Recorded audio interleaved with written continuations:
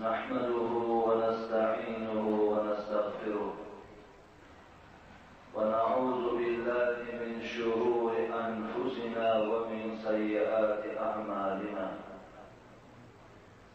من يهده الله فلا مضل له ومن يضلل فلا هادي له أشهد أن لا إله إلا الله وحده لا شريك له وأشهد أن محمدا عبده وخليله وحبيبه ورسوله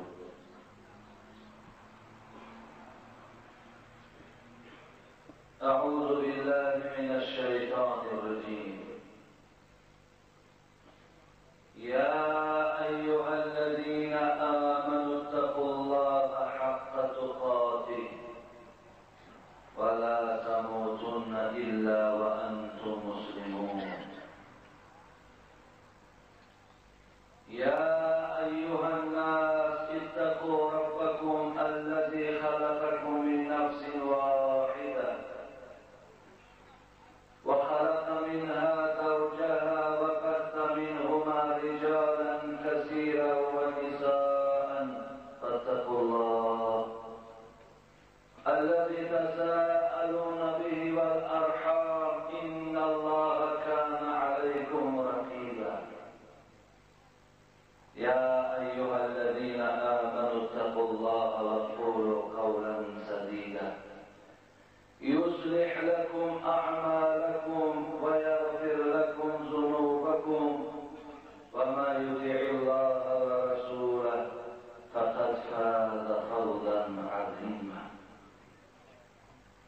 أما بعد السلام عليكم ورحمة الله وبركاته. بندگان خدا، برادرای خیلی عزیز و گرامی، شما را به این روز جمعه، این روز خوب، این روز پرثواب تبریک و تهنیت می‌گویم و از خدای مهربان خواهان او هستم که خداوند مهر و محبت این روز جمعه را چنان در دل شما نقش ببندد که مثل که نقش در سنگ باشد. البته همه شما دوستدار روز جمعه هستید، همه شما اخلاصی به روز جمعه دارید.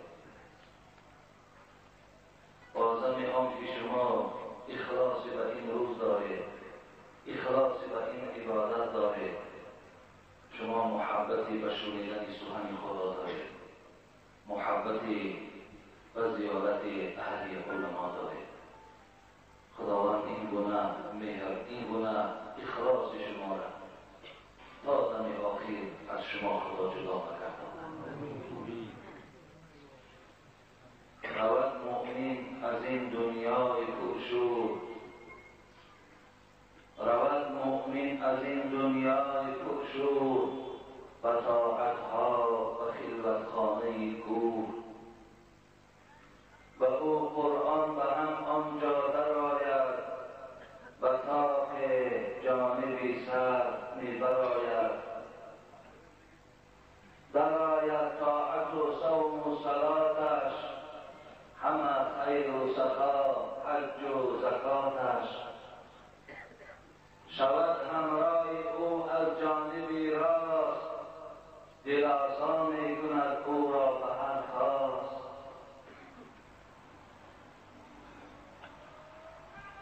چه نظم‌های خیلی پرمعنی از ایجادیات حضرت مولوی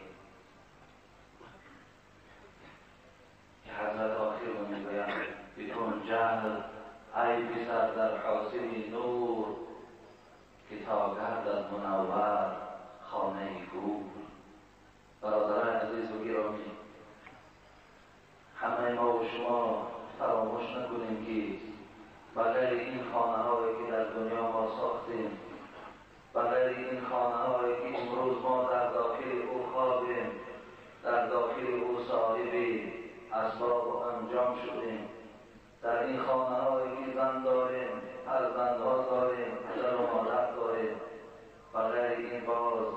ما و شما خانه داریم که نام او قبر هست. روز از روزها ما و شما وارد اون خانه می شویم، لیکن اون خانه از این خانه فرقی دارد. این خانه راهی برآمد دارد، این خانه راهی درآمد دارد. اون خانه خانه هست که در او بالای ما ابدی پوشیده می شود تا روز قیامت. فقط روز قیامت خداوند این در خانه ما و شما را می گشاید و چگونه که قرآن بیان می کند افلا یعلم اذا بعثر ما فی القبور و حصل ما فی الصدور ان ربهم بهم یومئذ لخبیر. آیا نمیدانم بندگان من که اینها وارد قبر می شوند، اینها خانه قبر می روند و روز از روزها قیامت ما قائم می کنیم، اینها را از قبر باز بیرون می کنیم و آنچه در سینه های بندگان من است همه‌ش من می دانم. آن روز همه اعمال شما آشکار می شود، نیک و بد شما اونجا جدا می شود، خوب و بد شما اونجا معین می شود. بله البته ما بغیر این بازخانه داریم که نام او قبر است. القبر روضة من رياض الجنة او حفرة من حفر النار. حبیب خدا میگوید قبر برای بعض بندگان خدا و بعض از باغ‌های خیلی خوب و بدل می شود و این قبر برای بعض از بندگان خدا و چاهی از چاهی دوزخ و بدل می شود. نامعلوم که قبر ما از باغ‌های جنت توش باشد یا چاهی از چاهی دوزخ توش و بدل می شود باشد. انبیا با 100 علم رفتن، تو هم میروی. انبیا با 100 علم رفتن، تو هم میروی. اولیا با چشم نم رفتن، تو هم میروی. عاشقان با سینه افغان، انبیا رفتن، اولیا رفتن. عاشقان پر از غم و پر از سوز جانب خاک عدم رفتن، تو هم میروی. نازنینان جهان چون غنچه گل در شکوفت، نازنینان جهان چون غنچه گل در شکوفت، در خزان و درد و غم رفتن، تو هم میروی. رو حضرت میگوید رو غمی جان خور، چرا اندر غمی نان مانده ای؟ نانخوران خالی شکم رفتن، تو هم میروی. البته میروی. بچه حضرت عمر رضی الله عنه نام زیبایی داشت، عبدالله. نزد حبیب خدا بودم که 10 نفر اطراف پیامبر خدا را گیر شدند و یکی از اونها سوال داد یا نبی الله من اکیس الناس. چی سوال زیبایی دادن، چی سوال خوب دادن، چی عجیب ذهنهای خوبه، چی وجود اونها پر از خدا تأثیر بود. حبیب خدا در بین این قدر بندگانی که پروردگار آفریده، هوشیارترین او، هوشمندترین او، با اندیشه‌ترین او، زیرکترین او، با فهم و با عقل او کیست؟ عزیز اکیس الناس، اکیس زیرک، هوشیار، با فهم، با عقل، با اندیشه. روزا اون نمیگن یا رسول نمیگن، آدمی با عقل، هوشیار. خداوند با اصطلاح‌های شوستریک هم استفاده می‌شود. هوشیار، چکان، دانا. برادر عزیز اگر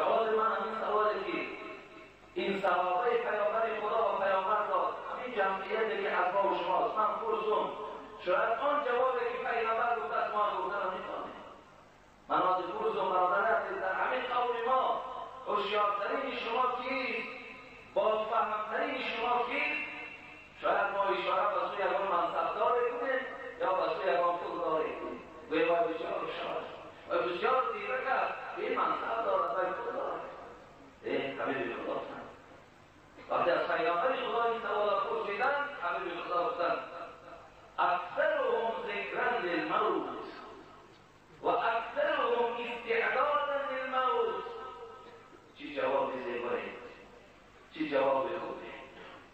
به بنده خدا گفت هوشیارترین شما، بازفهمترین شما، صاحب فرهنگ و معنویات، با عقل در بین شما آن کسی هستی هیچ وقت از یاد او مرگ دور نمیرود. داریم در پیش نظرش مرگ است، داریم هیچ وقت مرگ از پیش چشمش دور نمیبیند. هر لحظه ای که در هر جایی که باشد بیادش مرگ است. برادر است مرگ است، به خدا قسم دل ما نرم است. یاد مرگ است که ما را از سرکشی و از کجا باز داشته است. و یا انسانی که اگر یاد مرگ نکند به خدا بسیار دلسرد می شود، بسیار سرکش می شود، بسیار آدمی غضب‌آلود می شود، به قدر کسی نمی رسد. گفتن هوشیارترین شما، گفتن بندش خدا آن کسی که زیاد مرگ یاد می‌کند و استعداد للموت و دائم برای مرگش تیاری دارد، تیاری می‌بیند، دائم تیار است.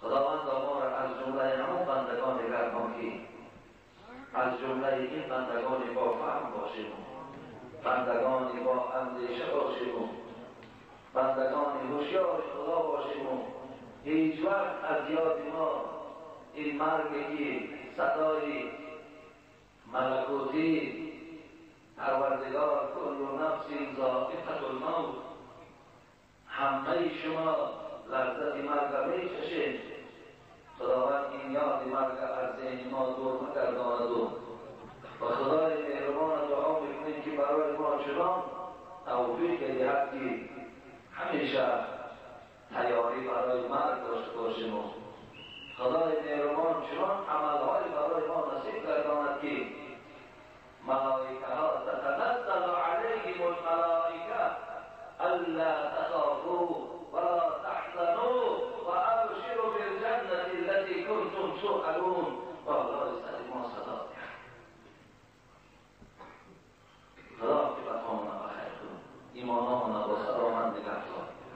خدایا عبادت‌های ما را قبول نگردان، ثوابش خدایا در نامه اعمالمون کتابت فرما. خدایا این بندگانی که از راه‌های دور برای ادای نماز جمعه آمدند، برای زیارت دوستان تو آمدند، قدم‌هاشون خدایا حسنات بریزانی، عبادت‌هاشون قبول گردانی و صحت و سلامت و خاندانشان رسانی. آمین یا رب العالمین. اعوذ بالله من الشیطان الرجیم. بسم الله الرحمن الرحیم. تتجافى جنوبهم عن المضاجع تتجافى جنوبهم عن المضاجع يدعون ربهم خوفا وطمعا ومما رزقناهم ينفقون. صدق الله العظیم. برادر عزیز و گرامی، این آیتی که تلاوت کردم برای ما شما خبر می‌دهد که این ساعتی که برای ما و شما جدا شده است اطراف نماز تهجد صحبتی هست. این صحبت ما دوام صحبت جمعه گذشته است برادر عزیز و گرامی. و چه عبادتی زیبایی هست، چه عبادتی خوبی هست. و خدا قسم اگر شما در این عبادت پایبند شوید برادرای عزیز، آن کیفیتی که این عبادت دارد شما از این عبادت جدا شدن نمی‌توانید. چه کیفیتی زیبایی دارد، چه دل انسان آرامش می‌بخشد، چه در چهره انسان تازگی پیدا می‌شود، چه در نفس انسان تازگی پیدا می‌شود، داخل انسان تغییر می‌گرداند. انسان خداوند به خاطر نماز تهجدش انسان بی‌ضرر می‌گرداند، اندیشه‌های ناخوش از ذهن دور می‌پرتاید، آدم حلیم و ملایم مشکلم. من اتى فراشه وهو ينوي ان يقوم يصلي من صلاة الليل. چی نماز زیبایی هست؟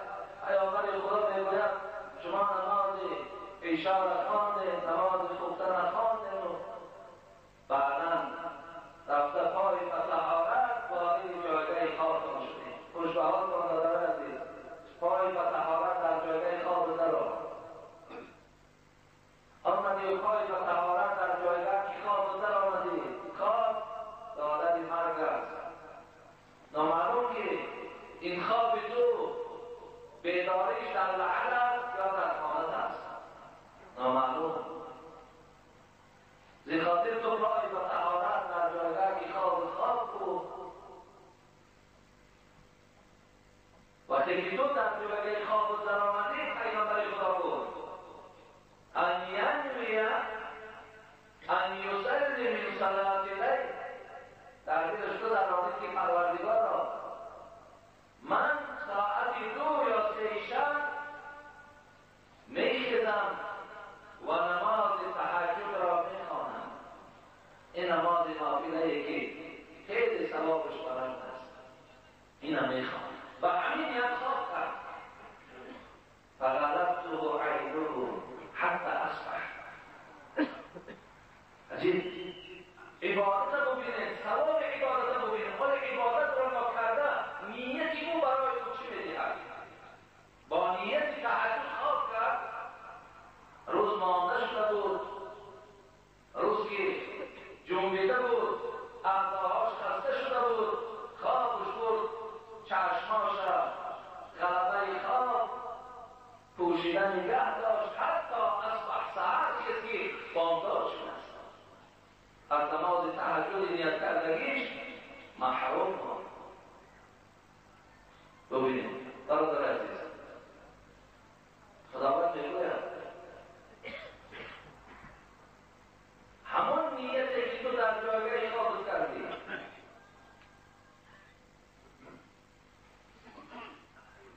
همون نیتی که تو در جایگاه خواب کردی، خداوند برای تو ثواب همون نماز تهجد کتابت کرد. کتب له ما کان نوا.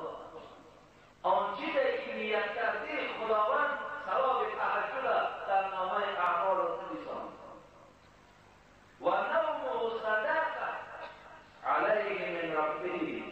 خداوند گفت وقتی بنده من تو که نیت نماز تهجد کردی، تو که خواستی در این شب با پروردگار تماس گیری، با پروردگار خودت راست گویی، من این نیت از تو قبول کردم.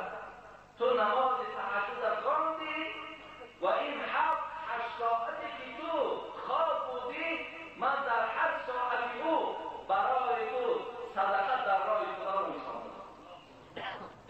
و نومه صدقه علیه من ربه. 7 ساعت در واقع تو کشاده بود و مردم از آب و نان تو بخورد. برادر ثواب رو ببینید، ناخوانده ثواب رو ببینید. کجا جای بحث خوانده داشت؟ 7 ساعت خواب بنده خدا خواب است. خدا دروازه صدقه را گشادی، گویا که دروازه خانه تو گشاده بود، مردم از آب و نان و پیزه و هر چی داری استفاده بوده ایستادند و خدا ثواب صدقه را در هر دقیقه نامه اعمال تو در می‌نویسد. به خاطر چی؟ تو نیت تهجد کردی. برادر عزیز خوش به حال و خدا جوانمرد در کار که نماز تهجد خواند.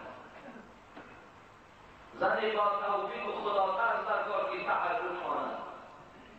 این کار هر کس نیست. خدا میگه تتجافى جنوبهم عن المضاجع. بندگانی که پهلوهای خود از جایگاه‌های گرم خود را می‌خیزانند. ببینید یدعون ربهم خوفا و طمعا و مما رزقناهم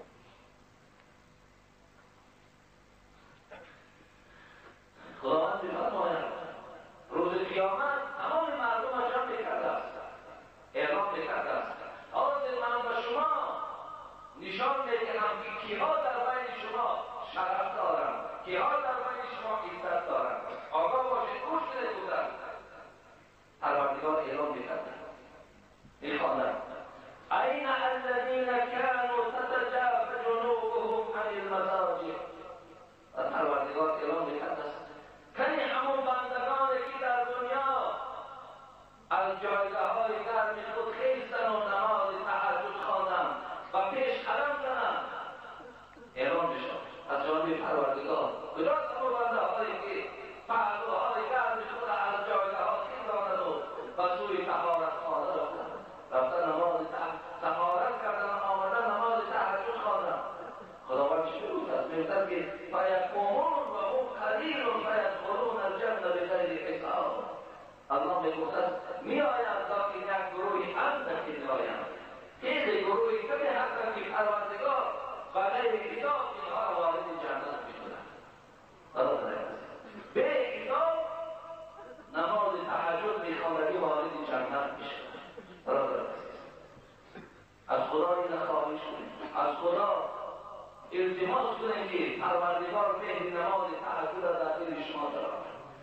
دوستان خدا، برنامه خدا، من 5 وقت نماز در خانه شما بشارتی و جنت دارید، ولیکن دوستان خدا با 5 وقت نماز خانه نمیشونند. دوستان خدا تا روز نماز میخوانند. رسول اکرم صلی الله علیه و سلم بلند خانه ابوبکر صدیق گذر کردند. دروازه‌های اونها صاحب 5-6 کلش نبود، این گریزه‌های مستحکم نداشتند، خانه‌های آردی بود. حضرت پیش خانه ابوبکر گذشتند، دل شب بود، و پیش خانه حضرت عمر گذشتند، و نزد خانه حضرت عثمان گذشتند، و نزد خانه حضرت علی گذشتند. سحر شد، حبیب خدا گفت خوش به حالتان ای ابوبکر، ای عمر، ای عثمان، ای علی. ولی ابوبکر من دیدم که تو شب نماز تهجد میخوانی و خیلی پست میخوانی، کمی آواز بلند کن. لیکن عمر گفت من نماز تهجد تو را دیدم ولی کمی آواز تو پستر کن، آواز بلندتر است. حبیب خدا از خانه‌های دوستان خدا گذر میکرد و از نمازهای اونا با خبر میشد. حضرت علی میگوید ان النبی صلی الله علیه و سلم ترکه فاطمه. شب آمد خانه فاطمه دخترش. اما می‌دانیم که رسول اکرم دخترش چقدر دوست می‌داشت. یگانه دختری که از او حیات مانده بود و همراه او بود و از پسی او زنده ماند این فاطمه بود. دیگرشون از دنیا گذشته بودند. خیلی محبتی کلام به فاطمه داشت. آمد شب و گفت الا تصلیان. پیامبر خدا را بودیم ساعت 2 شب و 3 شب بود، خانه علی را تحت کرد و گفت ای علی، ای فاطمه، آیا نماز تهجد را خوانده؟ فریاد زدند. حضرت علی میگه از داخل خانه گفتم ای حبیب خدا، انفسنا بید الله ان یبعثنا بعثنا. ای حبیب خدا، وقتی تو سرگردان شدی در این ساعتی 2-3 شب خانه ما آمدی، آخر همین نفسهای ما در اختیار خدا بیدار ما کرد میخوانیم، بیدار ما نکرد چگونه میخوانیم. حبیب خدا میگوید از این سخن اونقدر خوب خودشانند سوار نکردند. گشتن میگوید حضرت علی میگوید دیدم که پیغمبر خدا گشت و در رانهای خود هم میزد و میگفت رانی پاشت میزد و میگفت که و کان الانسان اکثر شیء جدلا. آیتی قرآن خواندن از سوره مبارکه کهف و الله علم آیت 54 است. میگوید همین آیت خواندن که انسان آیا به حقیقت نارسیده، آیا حقیقت جستجو ناکرده، طبیعت آدم همین است که مجادله و جنگ و بحث دوست دارد. مثلا این چیزی که علی گفتن البته که آخر حبیب خدا نفسا در اختیار خدا بیدار ما کرد میخوانه، بیدار ما نکرد میخوانه. خدا رحمت شد. حبیب خدا دوست دار در این شخص و سوی فاطمه بود. خانه را میزد میگفت که تو برای نماز تهجد خیز، نماز تهجد را بخوان. برادران عزیز، اول ما يحاسب به العبد يوم القيامة من عمله صلاته فإن صلحت فقد أفلح وأنجح وإن فسدت فقد خاب وخسر. حبیب خدا میگه روز قیامت اولین چیزی که ما را پروردگار زنده میکند و میپرسد این نماز است. برادر عزیز، نماز اولین چیزی که خدا از ما میپرسیده است، نماز خواندی یا نخواندی. فاین افلح فاین صلحت، اگر ما از ثواب نماز، از ثواب نماز اگر نجات یافتیم من بعد ما بخیر است. لیکن اگر ما در نماز تنقیصی کردیم یا در نماز در دنیا بی‌پروا بودیم، در ثواب نماز اگر عاجز آمدیم فقط خاب و خسر. خدا حبیب خدا گفت بسیار خواب و ذلیل شدیم وقتی از ثواب نماز اگر نگذشتیم. برادر عزیز، حضرت بیجر میگفت نقش محفوظی نگین از سجده می آید درست، نقش محفوظی نگین از سجده می آید درست، سرنوشتی واژگون را راست می سازد نماز. برادر عزیز، این سرنوشتی واژگون، این جاهلیت، این نافهمی هایی که شما داشتید زمانی که شما بالای جای نماز برآمدید، خداوند تمام آن گذشته اینجا را میبخشد.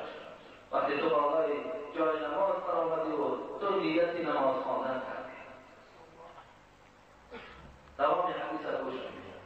فإن انتقص من فریضة شیئا، وقتی خداوند از ما سوال نماز میکرده است، در نمازهای فرضی ما کمبودی ها بوده است، اصلا رکوع درست نکرده بودیم یا سجده ناپور کرده بودیم یا یکان نقص در درون نمازهای فرضی ما کی بود، ناکامل کی بود، خداوند چی میگفت است؟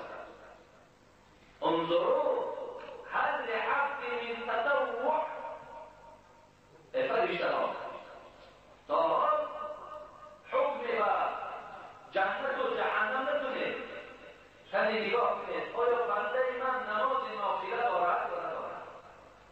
مثلا این کمبودی هایی که در فرض او است، این نقصان هایی که در روزه بود، در زکات بود، در حج بود، این همه کمبودی ها را پروردگار بر نماز نافله خود میکنند.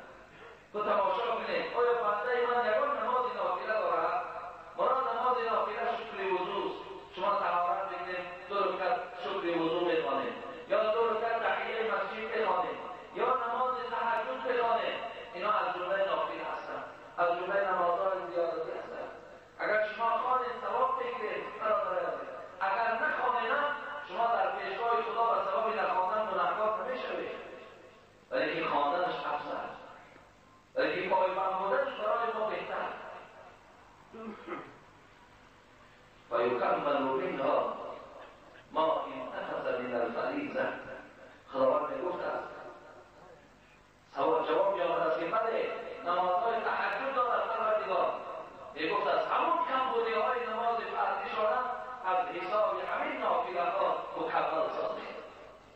برادر عزیز، چگونه اینکه ما و شما در ماه رمضان میگوییم که صدقه فطر این پاکی کمبودی های روزه ما هست، انا همون پاکی کمبودی های روزه ما، زکات ما، حج ما، مسجد آمدن ما، معامله های دنیایی ما، نمازهای فرض ما، نمازهای نافله ما میشود.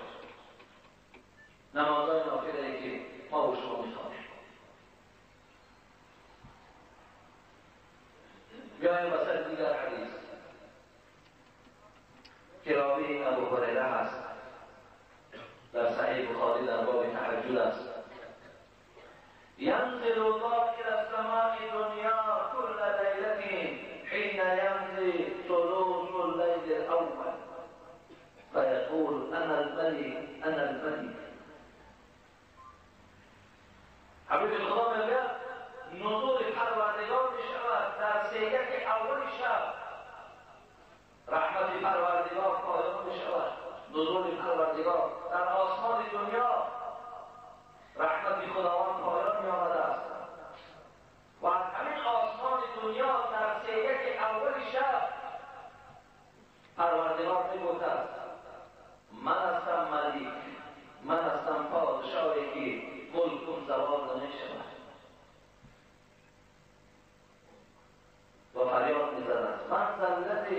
یدعونی فاستجیب له. در سیاق اولی شاید ساعت یکی شب باشد، میگفت از پروردگار کجاست همون بندگانی که دعا کنند فاستجیب له، تا که من اجابت کنم دعای اونها را. من ذا الذی یدعونی فاستجیب له. کجاست همون بندهایی که یعنی دستاشون را فهم کنند و از من چی درخواست دارن من دعاشون را قبول کنم. برادر عزیز، من ذا الذی یسألونی فاعطیه. کجاست همون بندهایی که چی به سؤال میکنند، تا از مال دنیا میپرسن، تا از مال آخرت میپرسن، هر چی پرسن فاعطیه. خدا گفت من برای او نصیب میکنم، من برای او میکنم. من ذا الذی یستغفرونی فاغفر له. خداوند باز میگفت است کجاست بندگانی که تا این روز عرق نوشی کردند، کجاست بندگانی که تا این روز زناکاری کردند، کجاست بندگانی که تا این روز از مسجد میگریختند، از عبادت خدا میگریختند. یعنی بیایند در این سری جای نماز از پروردگار طلب مغفرت کنند. خدا گفت فاغفر له، ما را مغفرت شد. هر کسی که باشه برادر عزیز طلب مغفرتی گناه کنه، خداوند گناههای شما را ببخشد. فلا یزال کذلک حتی یدخل الفحش. حبیب خدا گفت این مراسای پروردگار و بندگانش تا زمین صبح سحر دوام دارد. تا همون زمان دعا کن، هر چی بپرسی طلب مغفرت کن، خداوند آن آرزو و امیدهای رحمتش را حاصل می‌کند.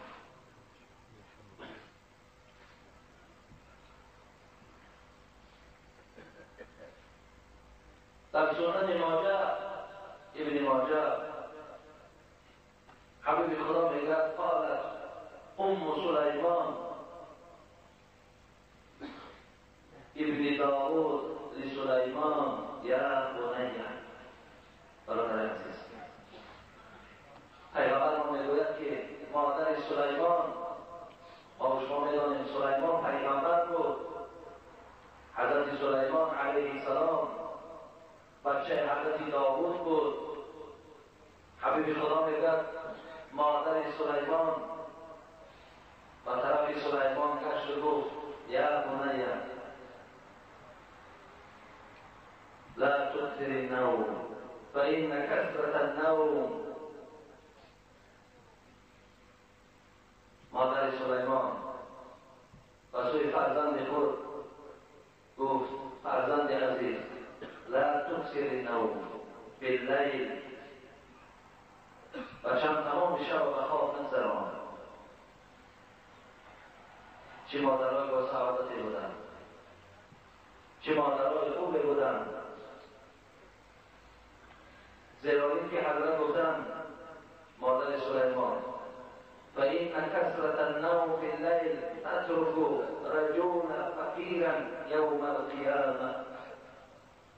گفتند زیرا بچم هر کسی که اگر تا روز خواب بکنه و تا روز از ذکر خدا اگر غافل باشد تترک رجلا فقیرا یوم القیامه. در روز قیامت انسانی که تمام شب فقط به خواب گذراند کمبغل‌ترین انسان در روز قیامت است. بسیار آدم رو فقیر میکند، بسیار آدم رو بی‌صاحب میکند. در روز قیامت شب‌های دراز. برادر عزیز، هر وقت مادرهایی که بچه هاشون همت نصیحت کنند، این اصلی ما خدا داراست. من استثناء میکنم از مادرهایی که نماز تهجد میخوانند، یکی خیلی کمند. زیرا خدا گفت که روز قیامت وقتی من اعلام میکنم که تهجد خانه ها را اینها محترمترین این محشرگاه هم خیلی کمند. امروز مادرهای ما از نمازهای تهجد محرومند. بعضی ها خدا داناست اما 5 وقت نماز شما میخوانند، 5 وقت نماز شبجانب، حتی که گوید شاید 2 وقتی همون هم خانه را میخوانند. خانه هم همه شما گوید از روی دل خانه و از تحت دل را میخوانند. چه مادرهای با سعادتی بودند، چه مادرهای خوبی بودن که چه فرزندهای خوبی از اونا باقی ماند. امیر دوست محمد خان حکایه میشود در کتاب که پادشاه افغانستان بود، یک زمان در افغانستان پادشاهی میکرده است امیر دوست محمد خان. بار میگوید و سوی خانمی خود گفت در ملک ما و تو فلانی پادشاه هجوم کرده است، با عسکرهای تو در سرحد آمده است. من فرزند خودمم که خیلی بواره رسیده است، در مقابله این دشمن قرار میدهم. خانمش گفت من بشکن برای آن که این ملک از دست ما و تو نرود، این سلطنت از دست ما و تو نرود، این ملک ما خراب نشود و وظیفه تو همین است که تو باید ملک خود محافظت کنی. روان تو فرزند ماند.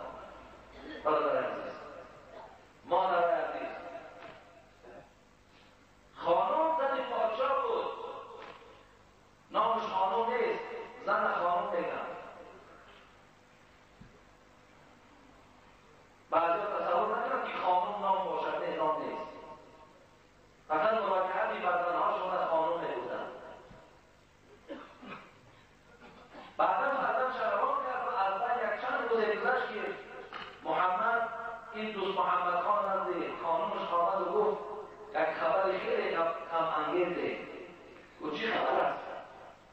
گفت فرزند ما و تو در برابر این قوه پادشاه طاقت نکرد و جنگ در شکست خورد و از میدان جنگ فرار کرد، از گریخت است. خانمش گفت، دوست محمد گفت فرزند من هیچ وقت از میدان جنگ نمیگریزد. این خبری که برای تو آمده است درست است. گفت من از رسانه هایی که خیلی تحقیق کرده شده است، از اون رسانه ها که گفتن از میدان جنگ به من خبر دادن. گفت نه دروغ است، من باور نمیکنم. با اعتماد با باوری گفت. دوست محمد خان حیرت ما اصلا یک وجودش که روز دیگر میگرد خنده در بالای روی دوست محمد خان و نزد خانمش آمد. گفت خانم گفت یک به شما حقیقت دوست است. بچه ما گفت این پادشاه را همراه لشکر شکست داد و این ساعت یا ساعت دیگر صحت و سلامت به خانمان میآید. لیکن گفت من یک چیز تعجب ماندم، تو اینقدر با باوری گفتی تو در خانه زیبا الهام برای تو میآید. گفت نه، الهام برای من نمیآید. الهام حق اولیاء خداست، برای من چیزی نمیآید. ولی این سیر دارد دوست محمد خان. تا این روز من پوشیده بودم و کسی نگفتم. تو من از تو خواهش میکنم همون سیر برای من بیان کن. او سیر همین است. گفت که وقتی که این فرزند ما در شکم من بود، من به سوی پروردگارم عهد بستم که خداوندا تا روز تولد این فرزند من که 9 ماه می‌گذرد من به لقمه حرام نزدیک نمیشم. زن پادشاه بودم، من به لقمه حرام نزدیک نمیشم و همون عهد خود من اجرا کردم.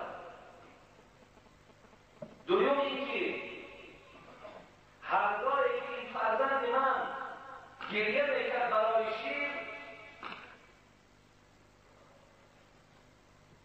من اول طهارت میکردم، بعدا پیستان خود را در دهانش میگذاشتم.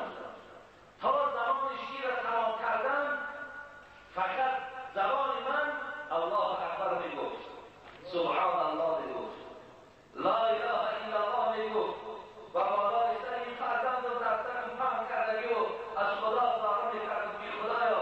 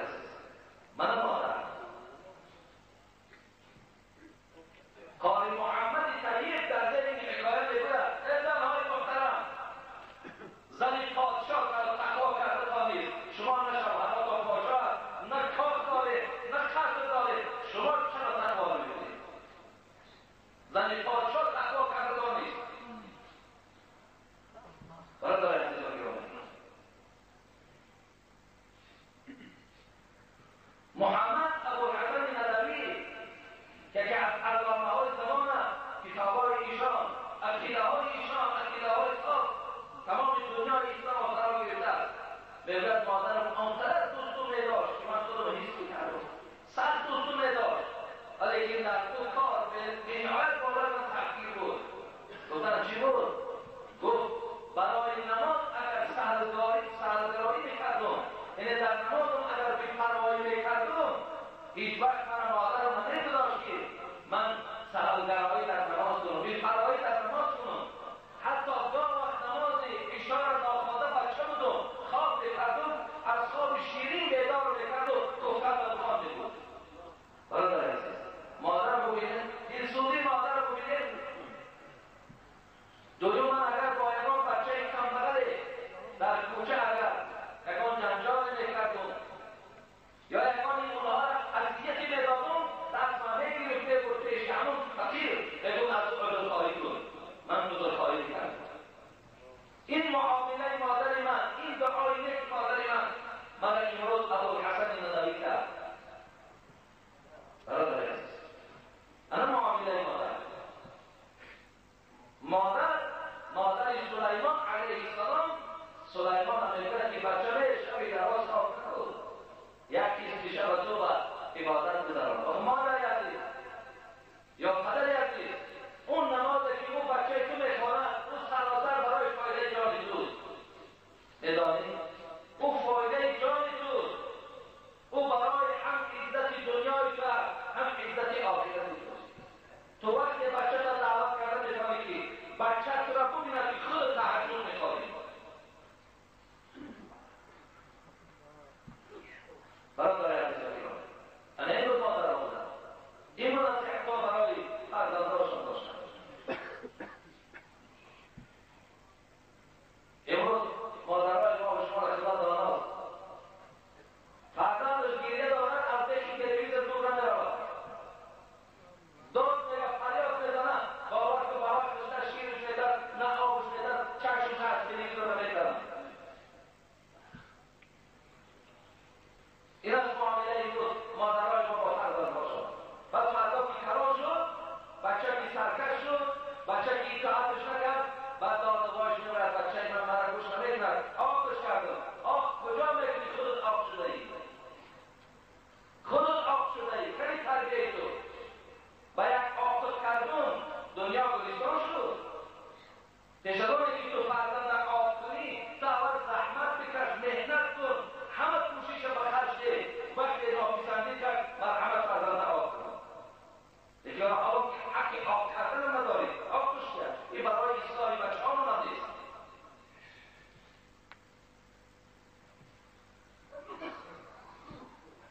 و سوال دیدن که در حالت جنابت بچه ما شیر بگیم درست است. در حالت جنابت بچه را شیر میدن، باید درست، لیکن تقوا کجاست؟ خداپرستی کجاست؟ اگر تو خواهی که مثل خانومی دوست محمد خان شد و بچه را غیرت پیدا کنی، تو پای و طهارت و شرط شیر دی و شرط نوازش. تو وقتی جنبانیدی، در حالت جنبانیدن تو از خدای مهربان در حق تو فقط دعای خیر کن. افسوس او خانم دوست محمد خان شیر تازه در حق فرزندان. امروز مادران ما اکثریتش در حق بچه‌ها زهر می‌ریزند، اون شیر نیست. از کجا فرزند از فرزند شما که آینده گویم که بچه هم زهر می‌گیرد؟ کجا؟ تمام وجودی را ما زهرآلود کردیم. بازی پند نصیحت است که کمی اونها را باز کرده است. برادر عزیز،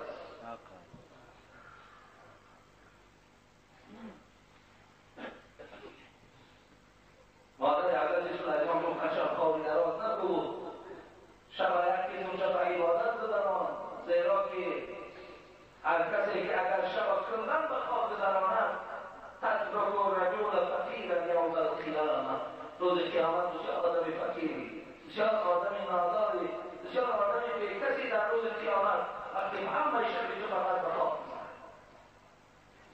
محمد صاحب ایرانی میگفت پشه از شب زینده‌داری خون مردم میخورد. مردم میگفت همون پشه را ببینید وقتی لقمه‌ش را دریا میکرد که شب زینده‌داری کنند، شب زینده‌داری میکرد، بنده را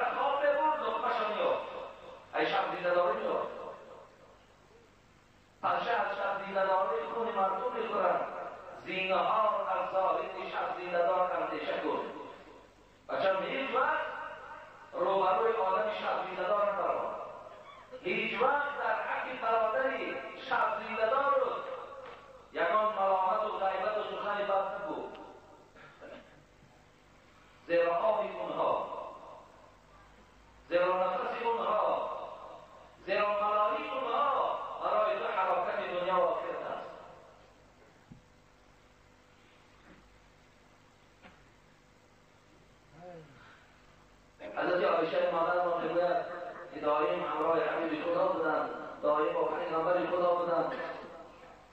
حکایت میکنند که كان النبي صلى الله عليه وسلم يقوم من الليل حتى تتفتر قدماه. عایشه مادر ما میگوید شبا پیغمبر خدا را میدیدم میخست نماز تهجد که آواز میکرد، پایهای حبیب خدا را دیده بودم که تتفتر قدماه ورم کردگی بودم باش. فقلت له دیدم میسوخت عایشه میگم میدیدم پیغمبر خدا را اینقدر از دیگه و مشقت زیاد بالاست، دیدم که میسوخت گفتم لمن تصنع هذا یا رسول الله ان الله قد غفر لك ما تقدم من ذنبك وما تأخر. ای حبیب خدا برای این کار را میکنی؟ این محبت این کارم کردم، زانوات دارم، پاشکات همه پنجهات برام کردگی، آخر خدا اعلام کرده از سوره محمد اول و آخری گناه بخشیدگی برای چی این کار؟ نگه حبیب خدا گفتن افلا احب ان اکون عبدا شکورا. یا عایشه آیا دوست ندارم اینکه بنده سپاسگزار خدا باشم، بنده نیک خدا باشم؟ آیا همین دوست ندارم؟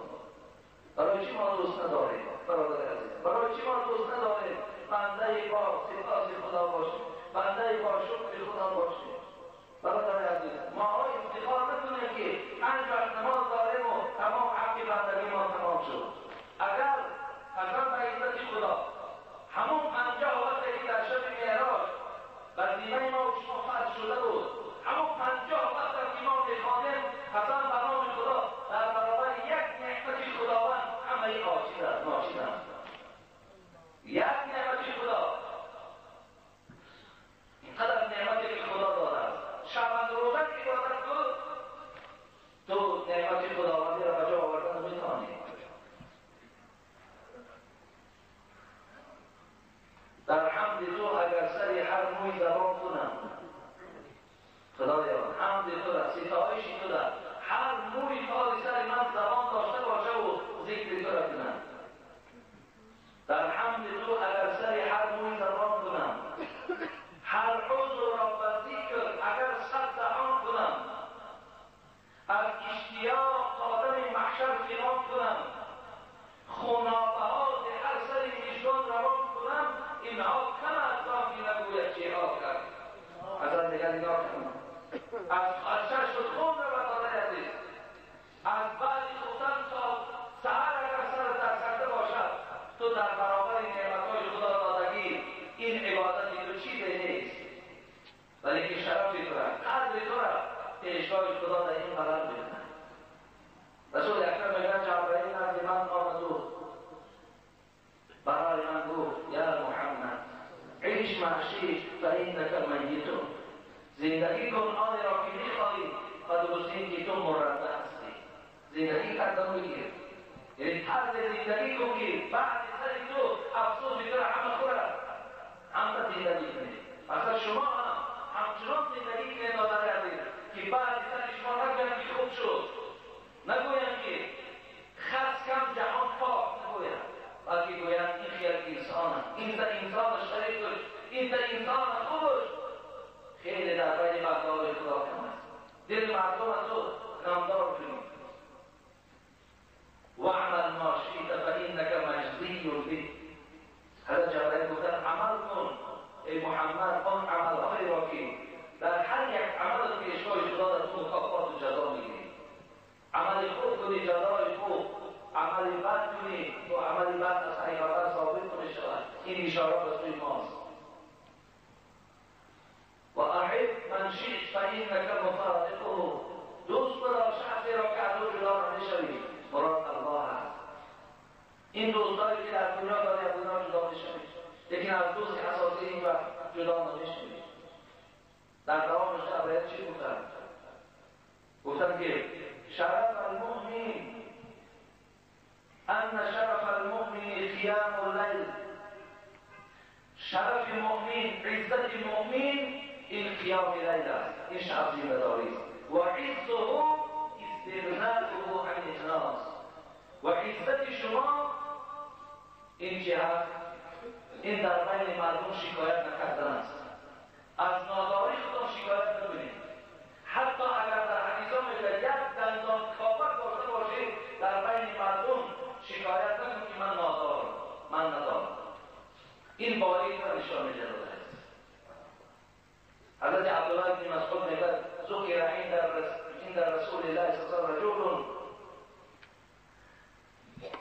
عبدالله بن مسعود میگه یک پیش پیامبر خدا آمدن و یک کس از پشت یک مرد میگه چنان بیان کردن که ای حبیب خدا نام لیلتا حتی اصبح، یک مرد از شب که خواب نه سحر میخیزد. در حق همون چی میگوید شما؟ رسول اکرم صلی الله علیه وسلم گفتن که قال ذاک رجل بال الشیطان علی اذنیه. رسول اکرم گفت برای محموم مرده که تمام شبش که اگر بخواب گذراند و او گوید که تو از جمله شخصی هستی که بال الشیطان فی اذنی او اذنی، شیطان تا سحر جای پیشاب کردنش گوشهای تو بود. تا روز وقتی که تو خواب میکنی حبیب خدا گرفته با اون کس گوید که جای پیشاب کردن شیطان گوشهای تو بود. زیرا گوشه که از یاد خدا خالی باشد نداره عزیز. بابای مولا شریف رحمت الله علیه محله ما و شما بود، استاد ما و شما بود. حضرت میگفت سری که سجده ندارد کدوی بیگار است. هم سر از سجده ندارد، سری از که سجده خدا خالی است. باری هم برای تعظیم پروردگار سبحان ربی الاعلی نگفته است. یک کدو از او در سر نیست. سری که سجده ندارد کدوی بیگار است. زبان که حمد نگوید سراخ دیوار است. یک سراخ دیوار مانند زبانی که ذکر خدا نمی‌کند. زخاطر آن گوشهایی که ما و شما داریم و شب دراز خوابیم، حبیب خدا گفتن ذاک الرجل بال الشیطان علی اذنیه. و اون گویی که شبهاش همگی شب خورگی با خواب نگذرانند. یگان شبم که اگر خواب کرد شبای دیگر با خیزت تحقیق چکاند که جای پیشاب کردن شیطان گوشهای او میشود. برادر عزیز میگم این گوشها به خاطر پیشاب کردن شیطان نیست، این گوشها برای ذکر خدا هستند. آنچه به زبانمان از آیات‌های قرآن خوانیم و گوشکای ما و شما گوش کنند، اینا به نام خدا همه اینها در شب راحت میکنند. وقتی تو میخیزی و خدا را عبادت میکنی چرا راحت میکنند؟ بسیار از خود بنده تشکر میکنند که ما را در وظیفه خود منسوخ کردیم وابسته کردیم. خدا برای همه شما توفیق نماز تهجد خواندن دهد و خدای مهربان ما را عاشق نماز تهجد گرداند و خدای مهربان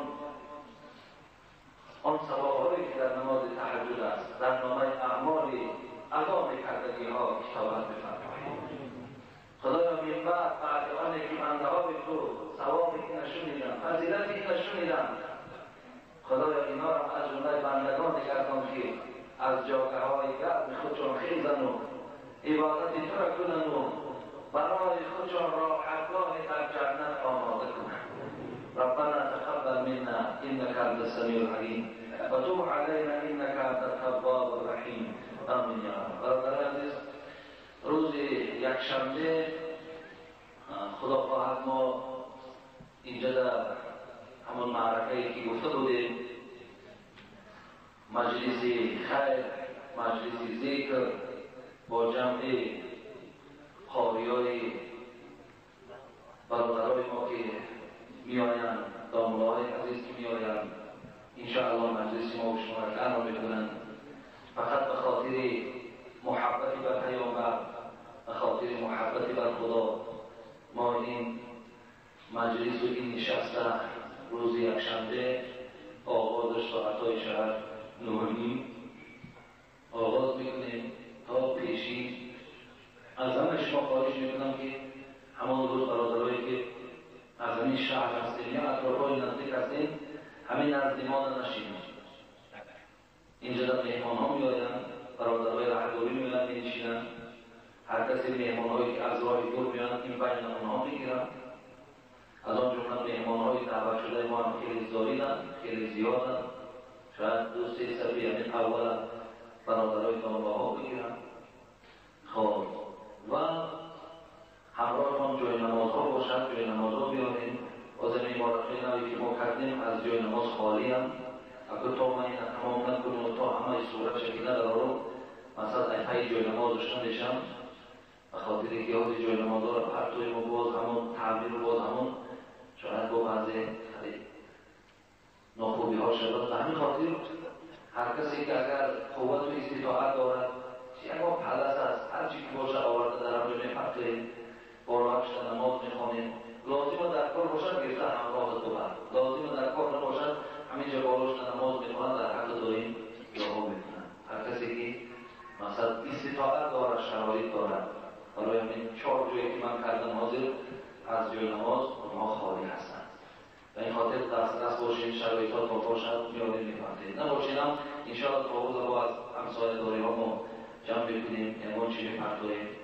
خب فقط در همون روز آداب برادر عزیز ترتیب و الان خصوص نسبت این ماشین ها ببینید بچه ها چقدر در بیرون کوشش میکنن برای ماشین همین بسیار یک فلاکت دارد. همون روز ما پلدا و شکر زدگیم اینجا اداره که در پهلوی من پلدا باشه اینجا میدان خیلی کلام دارد آمدیم همگی ما در همون میدان پلدا باشه میمونیم ماشین ها را اینجا در قریب تا چند ماشین بیل میبرن. خب و همون بیش در پیشه مسجد هم که باشد هم کارمندای انسان گهی در کار سبود حماد سبود بسیار خوب می شود و از خداوند خواهم از اینکه خدا هوای خوب برای ما و شما نصیب کنه و خداوند از دو ثواب اون مجلس هم ما و شما را بهره‌ور گرداند برای ما و شما حیات دهد که و این ساعت خیر هم ما و شما رسید. این احتیاجی بود انشاءالله خدا خیر داد. حکومت داران کوشش کردن یادم کردن که همین معرکت زبانیده شود خیلی کوشش کردن برای این بسیار رحمت بگیم. خب اینجا در 2-3 مکتوب من 5 دقیقه در از خانم السلام علیکم و رحمت الله و برکاته بسیار خواهش کردن که خانم و اینا من گفتم سوال جواب دادم خانم سوال نیستن فقط دعا خواستن. اگر حاجی من یکی از مخلصان اشد شما میباشم جای دیستم از خوبی در شهر مسکو میباشم نامم امیده است. حاضر من در سین 18 ساله میباشم از شهر دوشنبه و زیارت حضرت امیر حمدانی و دیدن شما آمدم تا که از نزدیک با شما صحبت کنم و دعا و پیغام شما را تا به مسکو ببرم. مخلصان شما در شهر جلیلی بسیارند. یکی از آنها دوگانه و یا رفیقان ما میباشند که آنها دیسک‌ها و کسیته‌های در مسجدی که در پراسپکت میر واقع است گوش می‌اندازند و پیروی می‌کنند. و نزدیکی خط سفر دارم می‌خواهم که در حق پدر رحمتی هم دعا کنید. درود خداوند بخشنده مهربان بر شما بود سراغه ما شهر مسکو. خداوند شما را بازم توفیق و هدایت کنه بیشتر گردانه و آینده. خداوند نگان بچه خوبی مسلمان ده شما را خداوند نکاح و بند و آینده شما فرزندای خوب به دنیا بیاید و پدر رحمتی به خداوند رحمت و مغفرت بگرداند. آمین. السلام علیکم دامن عزیز حاجی مرزا. ما یک گروه مهمانان از ولایت سوخت ناحیه اشت و دیداربینی شما آمدیم.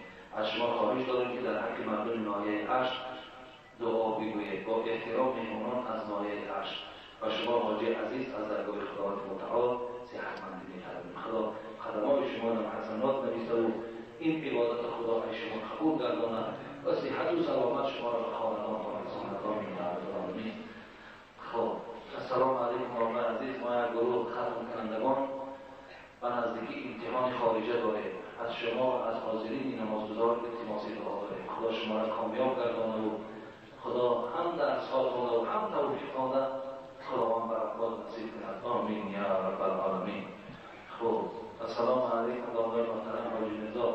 از شما التماس می‌کنم که در حق فرزند ما دعای خیر کنید چون که باید در بیمارخانه خواب است که از مخلصان شما خداوند و حرمت یک نعبد و یک نستعین شفای کامل و شفای عاجل خدا نصیب کند. آمین یا رب العالمین.